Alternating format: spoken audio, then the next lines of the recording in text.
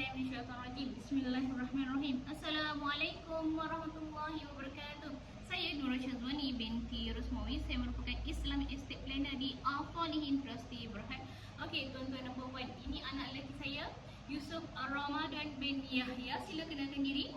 Assalamualaikum warahmatullahi wabarakatuh. Nama saya Yusuf Ramadan bin Yahya. Okey, kita akan buat pengiraan faraid yang mudah hari ini. Okey, kita teruskan. Okey. Si mati perempuan, boleh itu? Perempuan.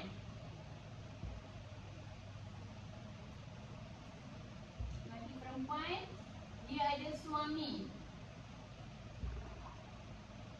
Anak dia tak ada. Tak ada anak. Tak ada anak, lepas tu dia ada ibu tak ada, dia ada bapa je. Okey, adik-beradik pun dia tak ada. Tak ada adik-beradik, tak ada adik-beradik. Siapakah yang akan dapat bahagian faraid, Yusuf? Suami, Okey, suami. bapa. Okey, betul. Suami dan bapa sahaja yang akan dapat bahagian faraid. Tapi berapa? Suami dapat berapa ni? Berapa pecahan?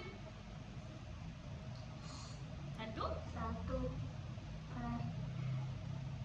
Tahu ke tidak? Satu per tiga. Tidak. Suami hanya ada dua saja. 1/2 dengan 1/4. 1/2 kalau si mati ni tak ada anak. Dan ni dia ada anak tak? Tak ada. Maka suami dapat 1/2. Bapa akan dapat asabah. Okey. Bapa akan dapat baki. Okey, Yusuf. Buat pengiraan kat sini. Tulis cantik-cantik straight. Suami dulu.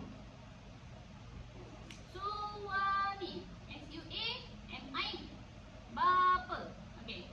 Bapa.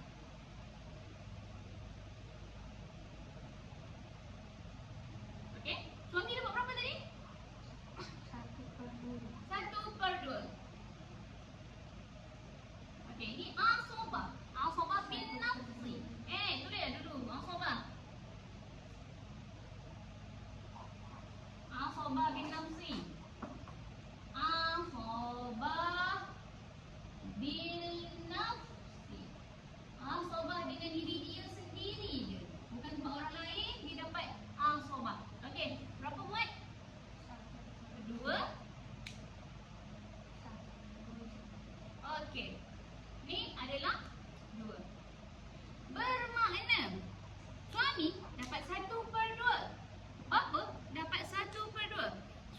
Syazwani, macam mana sekiranya kalau saya nak bagi infak dahulu kepada anak-anak yatim? Macam mana saya nak bagi dulu infak kepada masjid-masjid? Bolehkah saya nak buat macam itu? Boleh, tuan-tuan dan puan-puan. Itu dipanggil wasiat syar'i. Wasiat yang dibenarkan dalam Islam sebanyak 1/3. Contohnya, tuan-tuan ada 3 juta. 3 juta, lepas tu 1 juta ni nak infak. Maka yang perlu faraid adalah 2 juta. Okey, maknanya suami akan dapat 1 juta, bapa akan dapat 1 juta. 1 juta lagi memang kita infakkan kepada anak-anak yatim ke, madrasah ke, tahfiz ke, terpulang. Selagi mana tidak lebih daripada 1/3 dan bukan kepada ahli waris. Kalau lebih daripada 1/3 dan kepada ahli waris, dengan persetujuan ahli waris faraid. Okey? Untuk hari ini setakat ini dahulu. Semoga video ini bermanfaat.